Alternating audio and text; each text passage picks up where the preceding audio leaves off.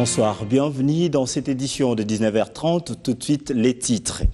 Avant la publication de 23 joueurs sélectionnés, les Léopards Football version CHAN poursuivent une préparation sans fausse note. Après des victoires face à Dragon et Rojolu, les 11 Congolais ont surclassé l'Asbe Club et les tout-puissants Santos en match amical de préparation. Quelle image dégage la ville de Kinshasa après les fêtes de nativité? La caméra de Bioan a sillonné la ville. Constat sur terrain, une capitale morose et des artères vides de la population.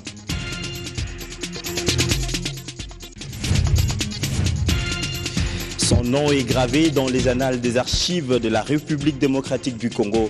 Mamadou Moustapha Ndala tombé il y a 2 ans sous une roquette inconnue. Dans cette édition, retour et souvenirs sur un moment tragique de la République.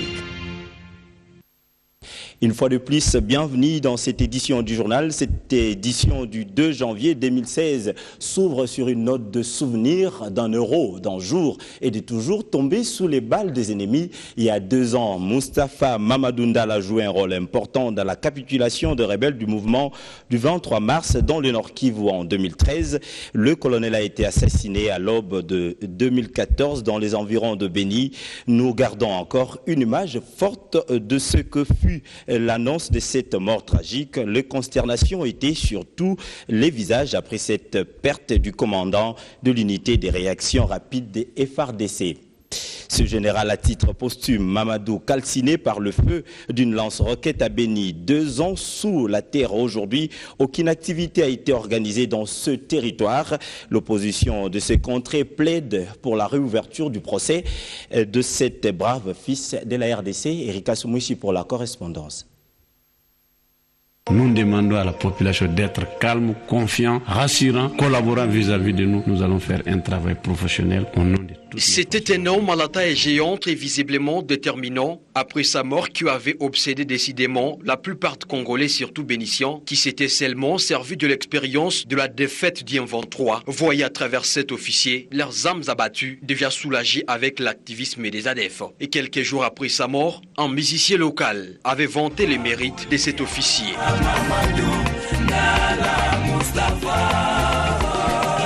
Le début du procès Mamadou Moustapha Ndala Beni avait débuté par la mort du sergent-major Arsène Ngabundongala, chauffeur du fait Mamadou, considéré comme témoin clé et vivant de la mort de cet officier calciné dans sa Jeep. Et la thèse des ADF avait été la plus commentée par les gouvernements avec la condamnation à mort du colonel Biro Tsunzanzu Kosi. Il avait été révélé qu'une complicité de certains officiers de l'armée congolaise avait facilité cette mort inouïe. Et du côté de l'opposition à Beni, Emmanuel Tembo Kalimouli réagissant sur ce 2e anniversaire triste, plaide pour l'organisation de notre procès dans cette affaire. Parce qu'il est inconcevable qu'à 11h sur le macadam à Boïken Angadi, qu'on puisse tuer un vaillant colonel comme Mamadou.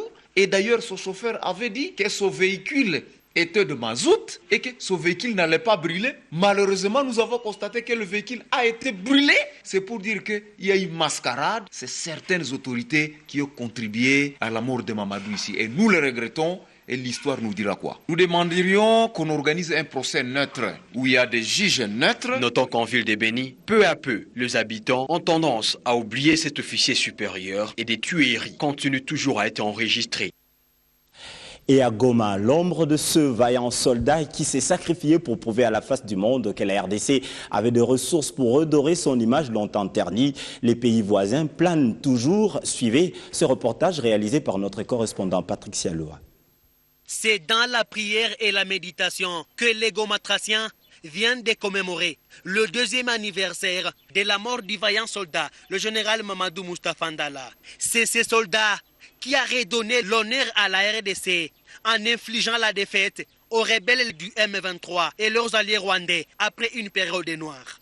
À Goma, Mamadou Moustapha Ndala, 2 ans après sa mort, n'est pas seulement un commando, mais plutôt un modèle à suivre. C'est un soldat vaillant, il a fini les rébellions comme le M23, il nous a quand même aidé dans cette région du Nord Kivu. C'est un héros d'ailleurs, vraiment il reste inoubliable dans notre mémoire et nous demandons à d'autres militaires qui soient comme lui, qui soient des patriotes comme le célèbre Mamadou. Le gouvernement Julien Paluku, en décrétant ce samedi 2 janvier, jour de la mort de Mamadou Moustapha Ndala, une journée de prière pour la paix au Nord Kivu, témoigne ce qu'a été ces soldats pour cette partie de la RDC. Je tiens à présenter les remerciements et les félicitations au gouverneur de province qui continue, n'est-ce pas, à immortaliser, n'est-ce pas, la personne du fait général Mamadou. Vous savez, ça coïncide avec les atrocités qui sont vécues dans la partie nord de la province, notamment en territoire de Beni, parce que je suis de ceux-là qui soutiennent la 4e voie, qui est la voie de la prière, pour contribuer à la voie politique, diplomatique et même militaire, afin de donner une sécurité durable à tous les Congolais. Certes, Mamadou Moustapha Ndala est parti, mais son ombre plane toujours au Nord Kivu à cause de son courage et sa détermination de braver la peur pour la paix dans son pays. Nous sommes le 2 janvier, un jour après la fête de Nouvel An. Kinshasa s'est réveillé timidement ce matin, l'on croirait un jour férié. Le centre-ville est presque vide, les magasins sont fermés. Bref, la population s'est épuisée après la fête. C'est le constat fait par nos reporters. Kinshasa se réveille après le réveillon de la Bonana. Pas de surchauffe d'esprit, timidement les activités reprennent dans certains points de vente. Dans les marchés par exemple, contrairement au temps normal, on n'est pas obligé de se frotter les uns aux autres pour se frayer un petit passage.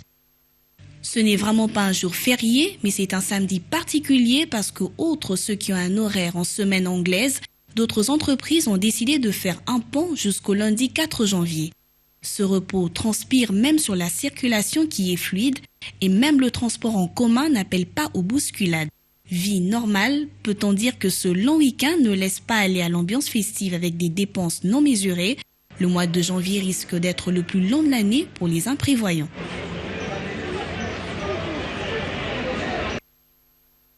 Le Parti du peuple pour la reconstruction et la démocratie a lui profité de l'occasion pour organiser une cérémonie d'échange de vœux entre les cadres et le membre du parti, cité à la place royale dans la commune de la Gombe. Une occasion pour le secrétaire général de ce parti de présenter ce vœu aux militants et aux militantes de ce parti. Le vœu pour l'année 2016, une année multiple enjeux, notamment celui de la tenue du dialogue politique inclusif. C'est un rituel des vœux du Nouvel An pas comme les autres. Place de l'Unité, ex-place royale, une symbolique de l'unité. Environ 10 000 personnes ont choisi de commencer l'année 2016 en beauté, ici, pour une profession de foi en l'unité du Congo. La population, à travers notre parti, est en train de célébrer cette fête de bonne année.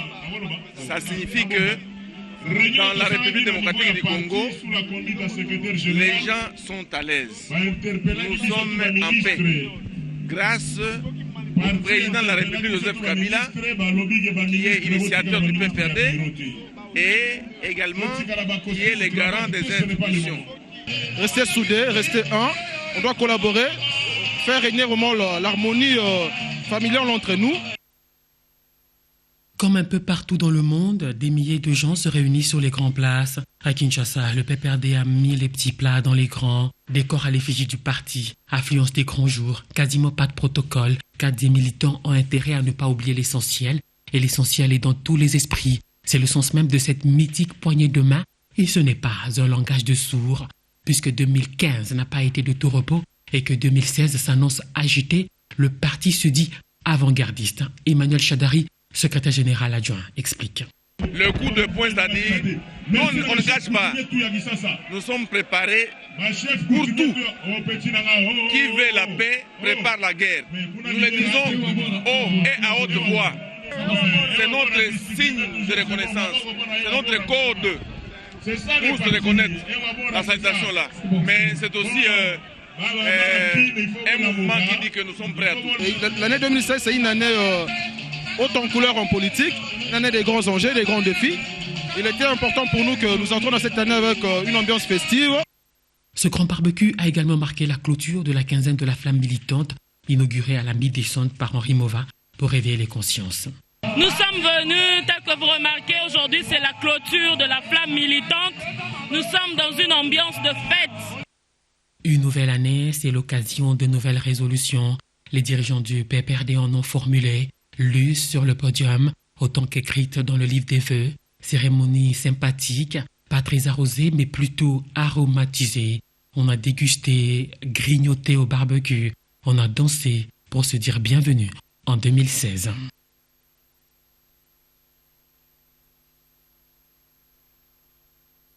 Le PPRD annonce une double marche le 16 puis le 18 février. La première pour la consolidation de la démocratie et la seconde pour commémorer la 10e anniversaire de la Constitution. Les jeunes vont marcher pour réclamer d'être inscrits au fichier électoral. Annonce faite par le secrétaire général adjoint de ce parti, Emmanuel Chadari. Nous aurons marche le 16 février. Pour les acquis de la démocratie, pour consolider notre démocratie. Et le 18 février, notre constitution aura 10 ans. Les jeunes vont revendiquer l'enrôlement. J'informe ici que le dimanche, nous avons encore une marche de santé. Une marche de santé qui prépare, n'est-ce pas, la grande marche qui sera organisée le 16 février pour consolider notre démocratie. Même le 18 février, il y aura également une marche de jeunes qui réclament l'enrôlement. Donc nous préparons deux marches. Là, nous sommes déjà dans les préludes et pour dire que nous voulons la démocratie, nous voulons le dialogue. Le président a déjà convoqué ce dialogue. Nous sommes prêts pour aller discuter. Nous sommes prêts pour aboutir à des règles consensuelles. Nous sommes prêts pour aller aux élections, mais dans un climat apaisé, les élections crédibles, transparentes et qui ne vont pas encore amener la guerre. L'ASBEL Nabi Samueli House est allé au chevet de personnes de 3e âge de l'hospice Saint-Pierre de Kasavubu. De vivres et de non-vivres ont été remis aux vieillards pour leur donner des sourires à cette période de festivités de fin d'année. Ce lot de vivres et autres effets, constitué de sacs de farine de maïs, de bidons d'huile, de sacs de riz, de haricots et savon, est un don de l'ASBEL Nabi Samueli House aux personnes de 3e âge de l'hospice Saint-Pierre dans la commune de Kasavubu. Un geste de générosité pour cette ASBEL pour donner du sourire aux vieillards pendant cette période de festivités de fin d'année. Nous avons pensé à y rejoindre ensemble avec eux pour partager ne fût-ce le peu des choses que nous avons amenées pour la nouvelle année que nous avons commencé et aussi plus fêter comme les autres. Je dis merci à la fondation Nabil Samueli House, d'avoir pensé à nous. Ces derniers, très satisfaits de cette œuvre philanthropique, remercient le responsable de Nabi Samueli House. Merci mingi papa. Oyo boko pesa na njambe. Bino boko yeba biso te boko yeba njambe. Mais na oyo bino boko pesa biso pete oko yeba na njambe. Biso te oko sambela pe na njambe po ya bino bo tambola na nguya, bo tambola na boboto, kozala mitema malamu eleki nyonso wana. Tout ce que vous déposez c'est bien, mais ils ont vraiment cette envie-là de contact avec les gens qui passent, parler avec eux, ne fût-ce que les saluer. Et ça aussi, ça joue beaucoup sur eux. Et à la Fondation, je dis merci. Comme c'est une première fois, peut-être bon, ça va continuer. Un geste qui est peut-être le premier, mais ne sera jamais le dernier, car cette association promet d'apporter son assistance aux personnes qui croupissent sous le poids de l'âge, non seulement pendant le fête, mais à toutes les occasions qui se présenteront. Par les sports, les championnats d'Afrique des Nations Rwanda 2016. Initialement attendu ce soir, la liste de 23 léopards sélectionnés pour cette compétition africaine ne sera plus publiée aujourd'hui, mais plutôt d'ici le 5 janvier, avant le départ pour le Rwanda. Aujourd'hui, les fauves congolais ont battu le TP Santos par la marque de 8-0 et Vecleb SA par la marque de 2-1 en amical dans le cadre de préparatifs du CHAN. Après s'être imposé dans la matinée sur respectivement Vecleb SA 2-1 et contre le tout-puissant Santos par 8-0, les léopards locaux viennent ainsi de boucler la première phase de préparation en vue d'obtenir la liste définitive de 23 léopards qui seront sélectionnés pour le CHAN Rwanda 2016. Le bilan offensif de l'équipe dans l'ensemble paraît être bon au vu du nombre de buts marqués par l'équipe dans son secteur d'attaque, soit 18 buts marqués pour 2 encaissés. Le premier match, j'ai essayé aujourd'hui au milieu de terrain. Vous avez vu, il y a eu ce qu'on a coutume d'appeler 3 casseurs. Et puis au deuxième match, on a mis 3 joueurs au milieu de terrain, plus techniques, sans joueurs de récupération. Donc on est en train de tenter des choses face aux différents adversaires qu'on aura rencontrés. C'est en fonction du voyage. Si on voyage le 6, ça sera le 5. Si on devait voyager demain, donc elle allait sortir aujourd'hui. Donc voilà. Ça sortira un jour avant le voyage. Les choses peuvent changer. Aujourd'hui, on a validé, on a vu un certain joueur avec une certaine adversité, parce que jouer V-Club, c'est pas la même chose que jouer Santos, sans faire injure à Santos, évidemment. Voilà, il y a un niveau qui est différent, donc on peut pas juger les joueurs d'une certaine manière quand ils jouent contre V-Club ou quand ils jouent Santos. Donc là, on aura l'occasion encore de jauger. Chacun a pu avoir du temps de jeu. Ils ont à peu près tous le même temps de jeu.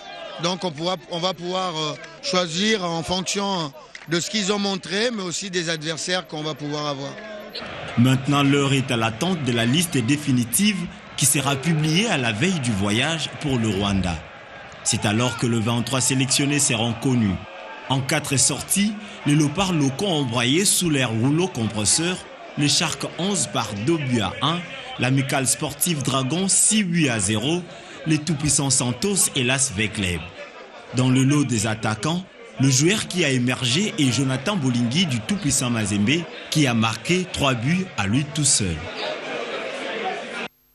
Les léopards locaux ont bouclé leur préparation pour le CHAN Rwanda 2016. Les fauves ont livré 4 rencontres, obtenu 4 victoires, 18 buts marqués et 2 buts encaissés. Et Jonathan Bolingui s'illustre avec 3 buts à son actif. Les analystes nous donnent ici leur bilan. Le championnat d'Afrique des Nations 2016 approche à grands pas. La préparation des léopards locaux de la RDC a également pris du rythme.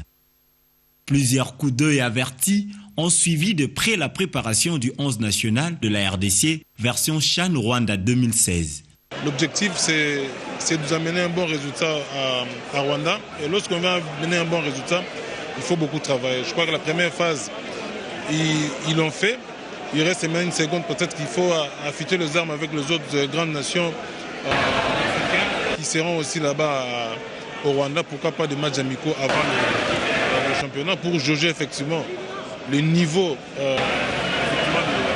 Les 33 présélectionnés par Florent Ibenge ont prouvé qu'ils étaient tous valables de figurer sur la liste. Lui-même l'a dit que ça sera bien sûr, ça dépendra du voyage. S'ils partent le 6, il pourra peut-être publier ça le 5. On a vu des jeunes gens qui se sont révélés, notamment un garçon comme Meshak Bolingui. Je dirais que la tâche est difficile pour les coachs, d'autant plus que chacun joueur présélectionné voudrait se retrouver au Rwanda. D'autres qui ne sont pas moins bons, mais qui devront faire face à la concurrence. Parce que vous savez qu'il y a des postes qu'il faut doubler, qu'il y a des postes où il faut avoir 3 joueurs, d'autres il faut avoir 4. Alors, quelle que soit l'équipe qui sera retenue comme sélection des 23 joueurs, je suis confiant qu'avec le premier travail fait, la continuité sera bonne. Le sort va bientôt décider sur le nom de ceux qui porteront le maillot national pour la campagne Rwanda 2016. Pour l'instant, quelques indices jouent en faveur de certains joueurs. Seul Jean-Florent Ibenge aura le dernier mot de lire les léopards promis pour représenter valablement la RDC dans cette compétition africaine. 21 minutes ont suffi pour vous informer. Fin de cette édition d'actualité. Merci de nous avoir suivis.